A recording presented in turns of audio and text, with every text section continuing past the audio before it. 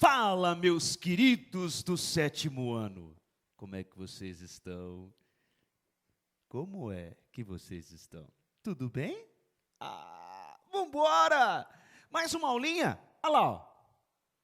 Aula 9. Legal! Muito bem, o tema hoje é consumo na arte. Consumo. Consumo. As cidades crescem, sobretudo por causa do comércio e, quanto maiores ficam, mais se transformam em centros de consumo. Você imaginou uma cidade da China, né? Xangai, por exemplo. Não, não é. Sim, meus senhores, é Nova York. Nova York. Nova York é a cidade mais populosa dos Estados Unidos, com 8,3 milhões de habitantes. Isso no censo de 2018. E é também a terceira cidade mais populosa da América, atrás de Cidade do México, né, que é a capital do México, com 8,8 milhões no censo de 2015, e também atrás da cidade de São Paulo, que tem 12 milhões de habitantes no censo de 2018. Sim, São Paulo tem mais habitantes do que Nova York. E a cidade do México também tem. Mas eu estou falando de centro comercial, de poder de comércio. Mas a cidade de Nova York exerce, então, o maior impacto significativo sobre o comércio, sobre finanças, sobre a mídia, sobre arte, sobre moda, pesquisa. Isso aqui engloba todo e qualquer tipo de pesquisa, tá? Inclusive pesquisa laboratorial, pesquisa científica, pesquisa tecnológica, a educação e o entretenimento, que é todo tipo de diversão para as pessoas, de todo o planeta. De entretenimento, a gente pode dizer a Broadway, né, que é o maior centro de show business do planeta, e também tem, evidentemente, os cassinos, né, os cassinos de Las Vegas, que com certeza são os maiores entretenimentos de todo o mundo. Abriga a sede da Organização das Nações Unidas, a ONU. Para você ver que Nova York, apesar de não ser a cidade mais populosa aqui da América, ela tem uma importância muito grande para o mundo, muito mais do que São Paulo e a cidade do México. Principalmente por ser a sede da ONU, Organização das Nações Unidas. Mas você sabe o que é a ONU? A Organização das Nações Unidas, ONU, ou simplesmente Nações Unidas, é uma organização intergovernamental. Quer dizer, as organizações intergovernamentais, globais, geralmente são abertas à participação de nações do mundo inteiro, desde que sejam cumpridos certos critérios. Bom, ela foi criada, a ONU, para promover a cooperação internacional. Sim, a cooperação internacional é justamente para isso, para que um país que faz parte da ONU ajudar o outro país que também faz parte da ONU, em algumas situações. A ONU foi estabelecida em 24 de outubro de 1945, após o término da Segunda Guerra Mundial, com a intenção de impedir outro conflito como aquele. Quer dizer, a principal função da ONU é justamente interferir em conflitos internacionais para evitar guerras. Porque, evidentemente, a Segunda Guerra Mundial foi uma das maiores catástrofes do mundo, né? O mundo até hoje teve 3 grandes guerras mundiais declaradas. Então, a Primeira Guerra Mundial aconteceu em 1914 e foi até 1918. Foi chamada de Tríplice Aliança, onde a Alemanha, a Áustria-Hungria, o Império Otomano e a Itália, que se uniram contra a Tríplice Entente, que era a Rússia, a Grã-Bretanha e a França. Então está aqui, ó, a Alemanha, né, que tinha essa bandeira, se uniu aqui com o Império Austro-Húngaro, né, juntamente com a Itália, né, e o Império Otomano na época, formaram essa Tríplice Aliança contra a Tríplice Entente, que tinha a Inglaterra, a França e a Rússia como as maiores potências. A Segunda Guerra Mundial aconteceu em 1939 e foi até 1945, que eram os aliados, né, que fazia parte o Reino Unido, a França, a União Soviética e os Estados Unidos, contra o eixo, que era a Alemanha, a Itália e o Japão. Aqui, ó. Então eram os aliados, né, os Estados Unidos, a Rússia, o Reino Unido e a França, isso na Segunda Guerra Mundial, contra a Alemanha, a Itália e o Japão. E a Terceira Guerra Mundial, que foi uma guerra chamada de hipotética e futura, ou a chamada Guerra Fria, hipotética porque não houve um confronto armado, né? Foi um conflito somente político-ideológico, que foi travado entre os Estados Unidos e a União Soviética, que eram as duas maiores potências do mundo naquela época. Não houve um conflito armado, era só ideológico, para ver o que era mais, qual país era mais potente de forma tecnológica, armamentista, né? E também se o capitalismo era mais forte que o comunismo.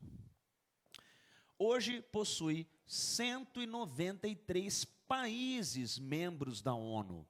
A Organização das Nações Unidas é financiada com contribuições avaliadas e voluntárias dos países membros da ONU. Os seus objetivos incluem manter a segurança e a paz mundial, promover os direitos humanos, auxiliar no desenvolvimento econômico e no progresso social, proteger o meio ambiente e prover ajuda humanitária em casos de fome, desastres naturais e conflitos armados. Sim, a segurança e a paz mundial está em primeiro lugar no projeto da ONU.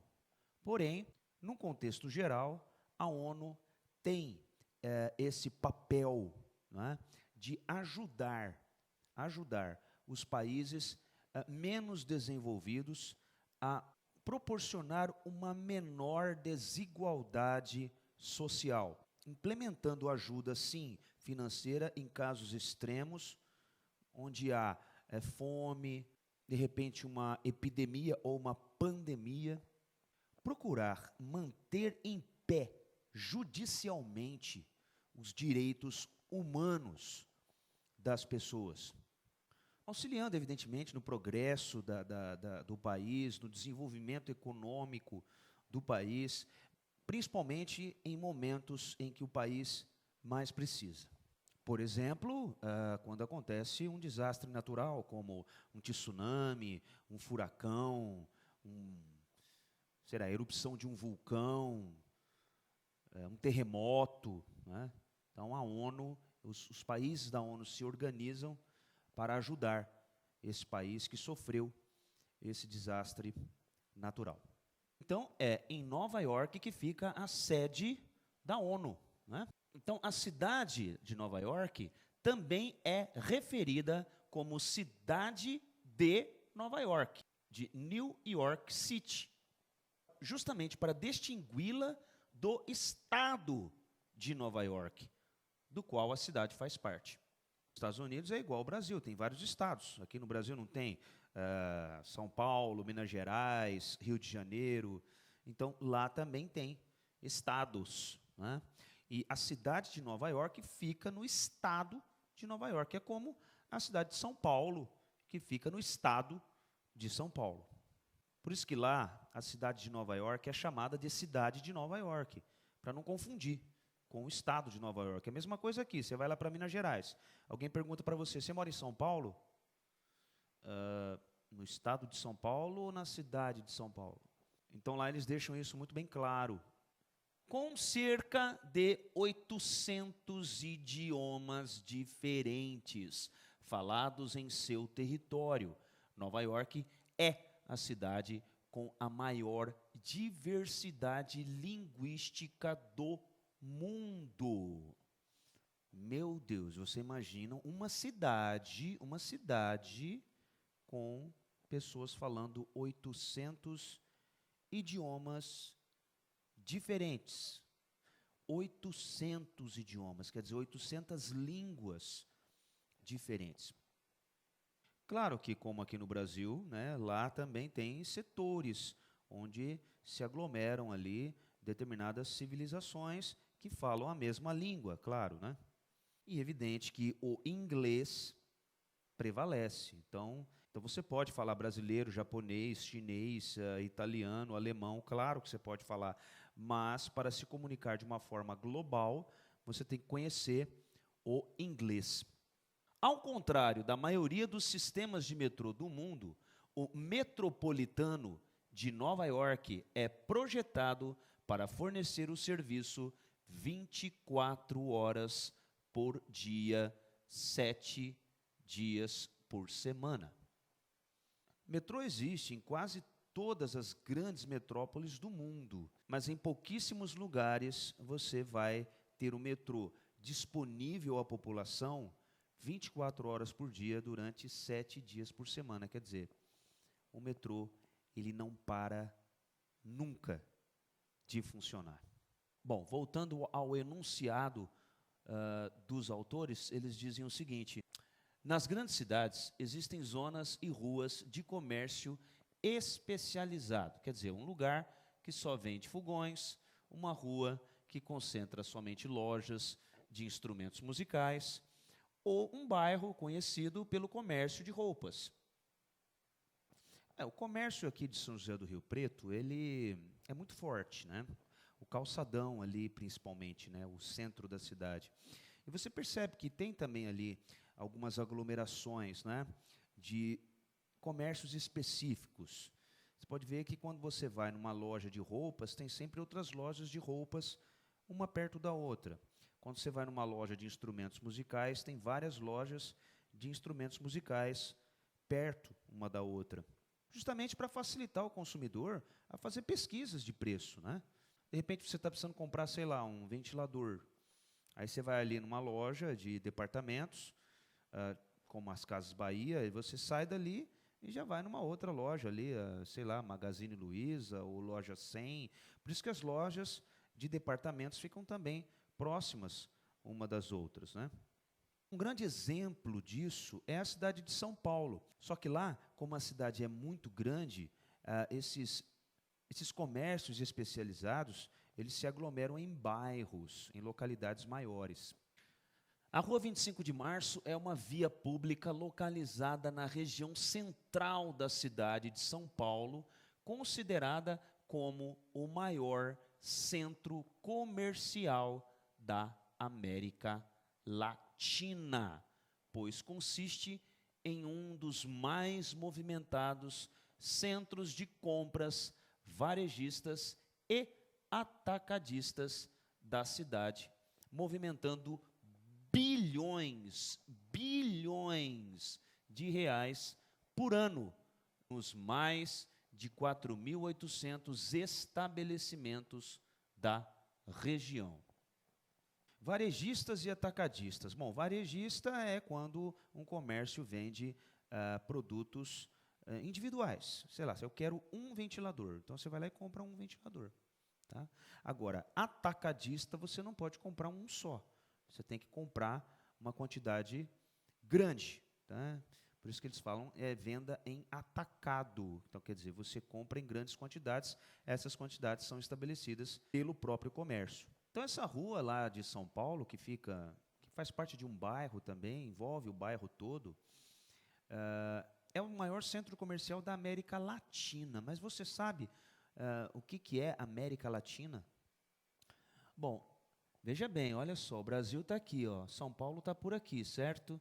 Então, esse bairro do estado de São Paulo, da cidade de São Paulo, é o maior centro comercial de toda a América Latina, que é toda essa parte verde aqui, ó. Não existe cidade que tem um centro comercial, tá, maior do que esta rua, tá? Esta rua da cidade de São Paulo. Olha a quantidade de países.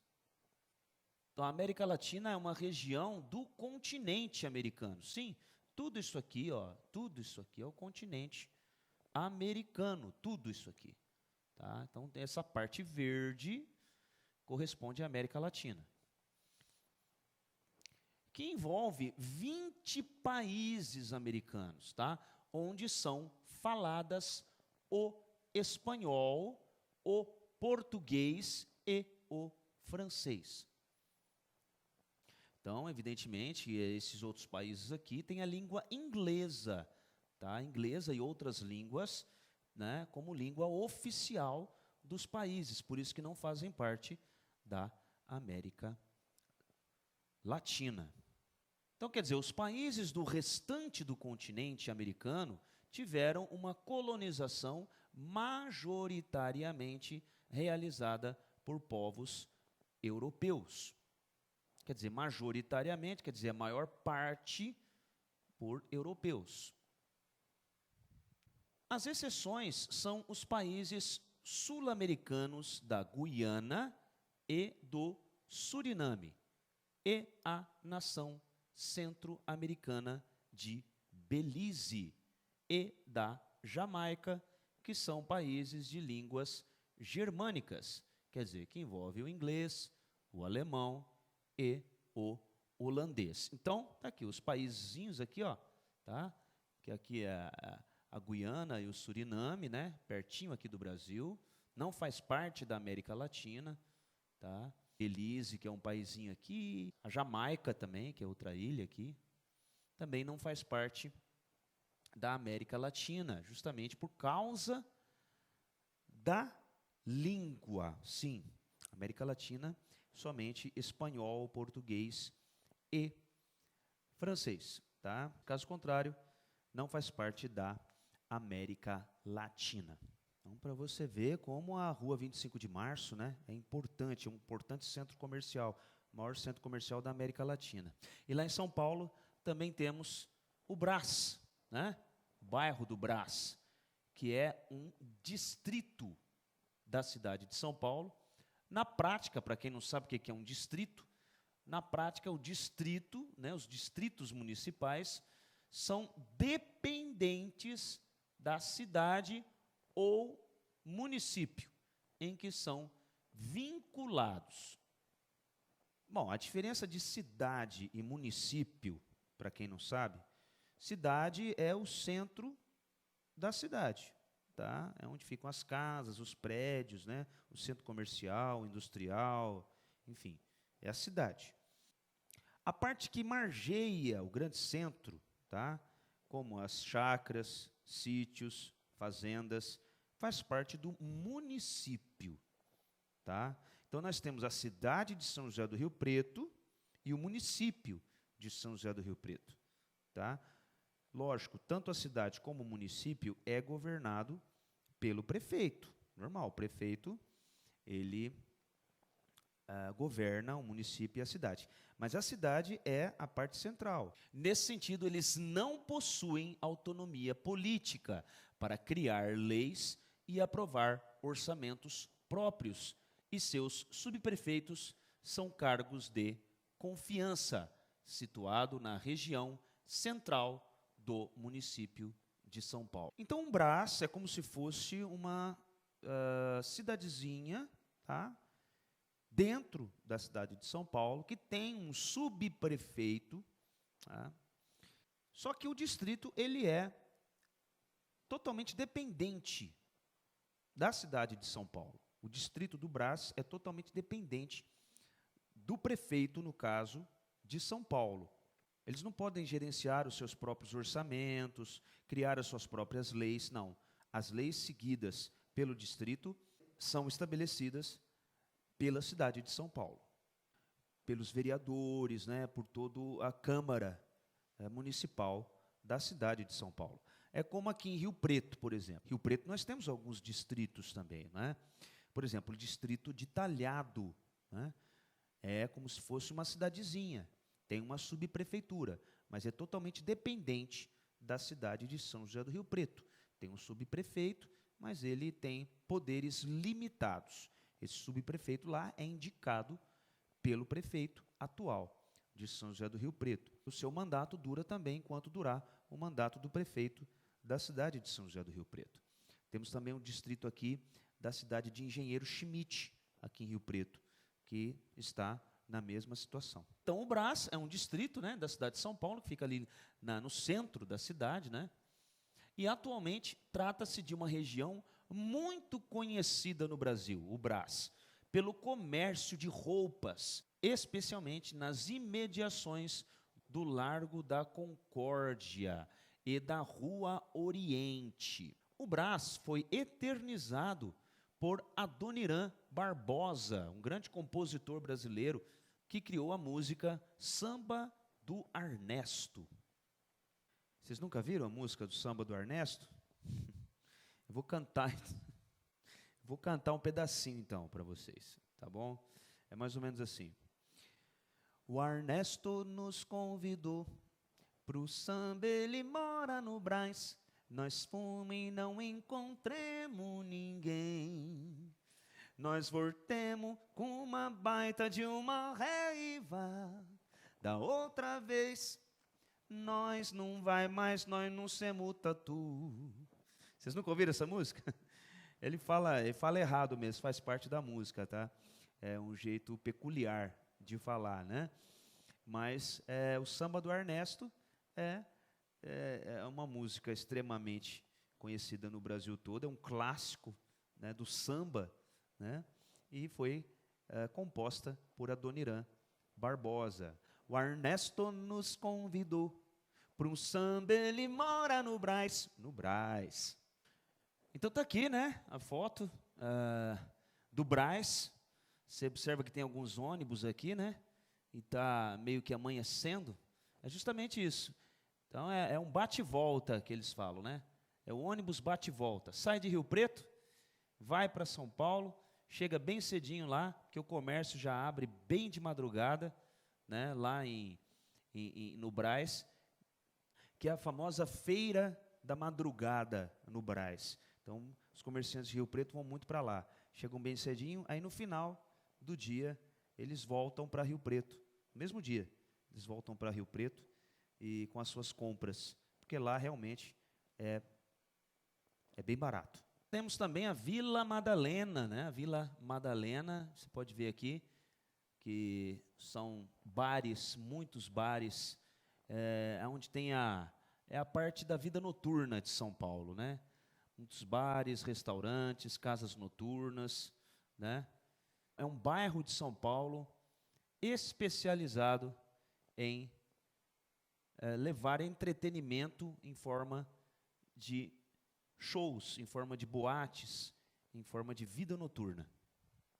Vila Madalena, originalmente chamada de Vila dos Farrapos, é um bairro nobre da cidade de São Paulo, quer dizer, é um bairro importante. E evidentemente que tem ali o metro quadrado bem caro, que é situado no distrito de Pinheiros. Bom, nós já descobrimos o que é distrito, né? Nesse caso, é de Pinheiros. Este bairro é bastante conhecido por ser um reduto boêmio da cidade de São Paulo.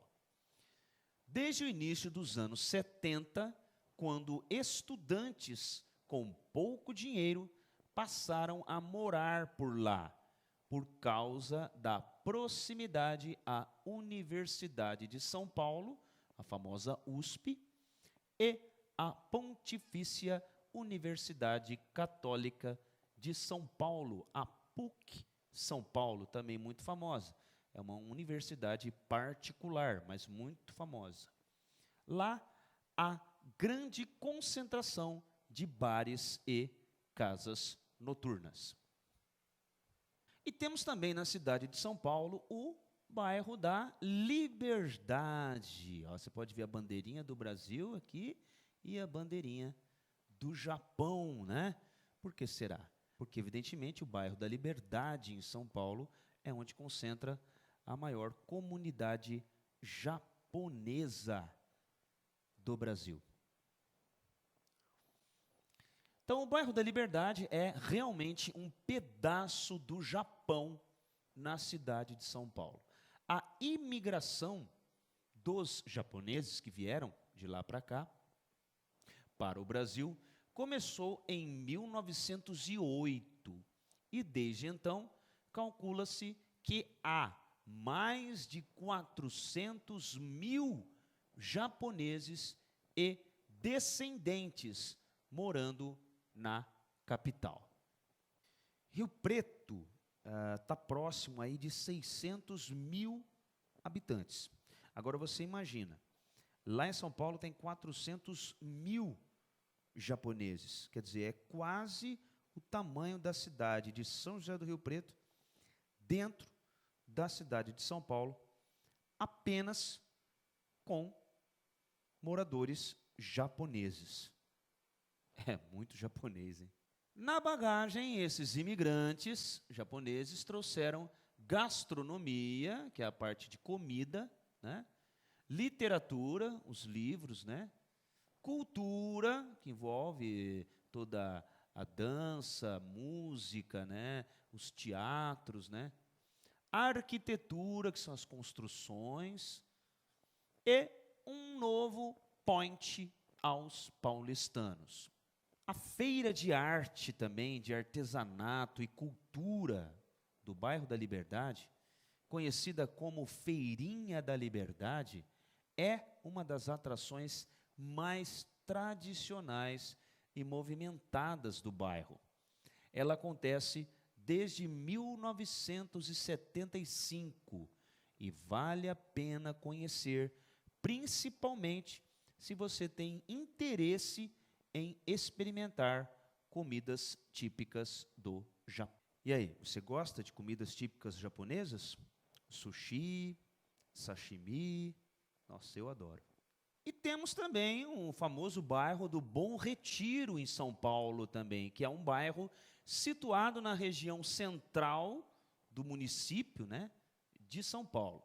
E é conhecido pelo seu comércio, por ser o local onde foi também fundado o Esporte Clube Corinthians Paulista e por ser o bairro da torcida organizada e escola de samba Gaviões da Fiel. É também onde se localiza a escola de samba Tom Maior. E aí, você é corintiano? Não? Bom, mas aqui no Bom Retiro, nós temos o marco inicial aqui, ó, esse monumento aqui, né, que mostra aí justamente o local onde foi criado o Esporte Clube Corinthians. E aqui é a entrada, né, do bairro, do Bom Retiro, e também aqui as lojinhas já de roupas, né, o comércio em geral aí do Bom Retiro, que também é um comércio bastante forte em São Paulo. Muito bem, então deu para perceber, né, que a cidade de São Paulo tem vários bairros, né, específicos, né, onde vendem e trabalham com determinados produtos, né. Bom, então o grupo, agora vamos falar especificamente do grupo de teatro e o que eles fizeram. O Grupo Paulistano de Teatro da Vertigem é o nome do grupo, é o nome da companhia. Teatro da Vertigem, propôs com a peça Bom Retiro, 958 metros, uma reflexão sobre o consumo e suas consequências. Bom, a companhia chama Teatro da vertigem. Bom, vertigem é quando você perde aquela noção, né? Sabe quando dá aquela tontura? Quando, de repente, você sente uma luz muito forte, você dá aquela tontura, você perde a noção de espaço, assim. Então, isso é uma vertigem. Então, o nome da companhia, Teatro da Vertigem. Qual que é a poética dessa companhia? Justamente trabalhar em locais diferenciados, quer dizer, fugir um pouco do padrão de se fazer teatro em locais fechados, com todo mundo ali sentadinho, numa cadeira confortável, num ar-condicionado, apreciando ali estaticamente a peça de teatro. Não, eles fazem sempre em locais diferenciados, tá? Eles buscam apresentar o teatro deles, a peça de teatro, em locais diferentes. Nesse caso da peça Bom Retiro, 958 metros, eles levam essa reflexão para as pessoas sobre justamente a questão do consumo exagerado, né, das pessoas, sem necessidade, muitas vezes, imposta pela mídia, ou às vezes até pelo próprio capitalismo, né? E nada contra o capitalismo, de forma alguma, mas é que, às vezes, há um certo desperdício, né? E você acaba comprando sem necessidade alguma coisa, justamente porque está na moda, ou porque aquilo te traz felicidade, de você ter um produto novo no mercado. De repente você nem gosta do produto, você só compra ou porque o teu vizinho tem, ou porque todo mundo está comprando, entendeu? E às vezes você não tem nem necessidade desse produto, né? E eles resolveram fazer a peça naquele local, no bairro do Bom Retiro, lógico, depois que as portas se fecham, né? Depois que todo mundo vai embora, fica ali deserto, né? Praticamente deserto o local, e eles acharam ali uma oportunidade de fazer movimentar aquele local, meio que fantasmagórico, né? Depois que fecham as portas à noite, fica praticamente um local até sinistro, vamos dizer assim, né? Sem nenhuma alma naquele local ali. E evidentemente que as pessoas vão para lá, claro, pagam, sim, ingresso para assistir, não é caro, 30, 50 reais, mas enfim, vale a pena, e vai acompanhando os atores durante 958 metros. Sim, a peça ela não é num lugar só, ela vai acontecendo, os atores vão andando e o público vai acompanhando os atores no local ali, né? Eles vão andando pelas ruas desertas, pelo bairro, pelos calçadões, e o público vai acompanhando os atores durante 958 metros, quase 1 quilômetro, né? E é interessante que absolutamente não é cansativo, né? Porque é muito diferente, é gostoso. Claro que as pessoas não ficam em pé o tempo todo, tem determinado momento que as pessoas se sentam, mas pode sentar até ali no chão mesmo, né, no local. Mas é muito interessante, a peça vai acontecendo. É diferente, muito diferente. Com dramaturgia do cuiabano Joca Reiners Theron, nascido em 1968, foi encenada durante a noite nas ruas do bairro do Bom Retiro, em São Paulo, conhecido por concentrar muitas lojas de roupas. Esse aqui é o Joca Reiners Theron. O Joca, ele que criou a peça de teatro, tá? Então ele é o dramaturgo, então ele que inventou as falas dos personagens, um contexto todo da peça, tá? Então ele que criou a peça. Então o Joca Reiners Theron, ele nasceu em 9 de fevereiro de 1968, nasceu em Cuiabá, né, Mato Grosso. Hoje ele mora em São Paulo, né, lógico, brasileiro. Ele teve uma filha chamada Júlia Theron. Ele é escritor e editor, né? Ele ganhou vários prêmios, o Prêmio Jabuti de Literatura e Romance, um dos maiores prêmios da literatura brasileira, e o Prêmio Literário da Fundação Biblioteca Nacional em 2010. E ele trabalha muito com romances, contos e dramaturgia, quer dizer, criar peças de teatro. Só para a gente compreender um pouquinho o Teatro da Vertigem, né, esse grupo, essa companhia de teatro, é uma companhia teatral brasileira surgida em 1991 com um projeto experimental, a princípio, tá? Era só experimental. Era só de pesquisa, de linguagem, da expressão humana, né, como um todo, que eles representavam, né, uma expressão representativa. A companhia, ela se consolidou sendo amplamente premiada como uma companhia inovadora em termos de linguagem, quer dizer, da forma de se comunicar com o público e, sobretudo, pelas locações de exibição de seus espetáculos, que era aquilo que eu falei para vocês, do local onde eles se apresentam.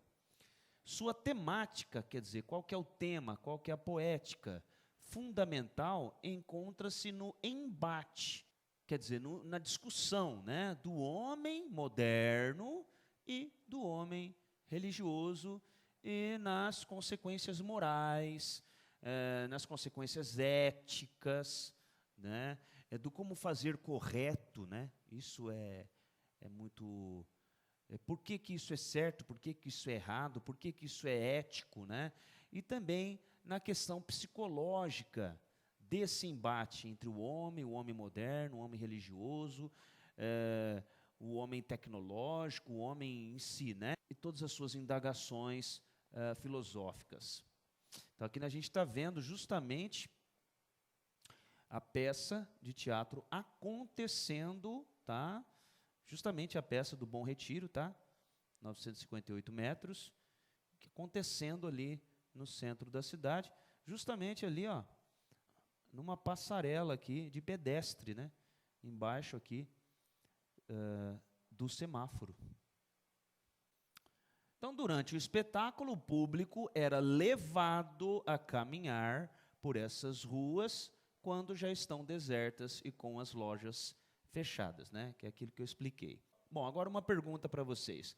Na cidade onde você vive, no caso aqui de São José do Rio Preto, ou em cidades que você já visitou, existem bairros que são conhecidos por serem centros de consumo? Como ficam as ruas desses bairros à noite e nos finais de semana? Falei, né? Rio Preto tem um calçadão, né? E várias cidades aqui do interior de São Paulo têm calçadões. Esses calçadões têm várias lojas, né? Inclusive pequenos shoppings, galerias, né? De diversos tipos de comércio. Mas você já foi no calçadão de São José do Rio Preto, por exemplo, de madrugada? Não? É mais ou menos assim, ó, que fica, ó. Mais ou menos assim. Totalmente deserto. De dia é aquela loucura, né? Mas à noite fica desse jeito. E aí a gente pode pensar, né? Por que não utilizar esse espaço, não é, para se fazer arte? Em muitos locais como esse, pode até fazer um certo barulho, porque poucas pessoas moram nesses locais.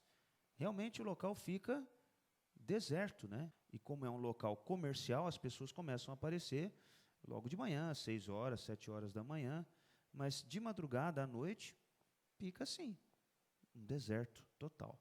Propício, realmente, para apresentações artísticas, né? Shows, por que não?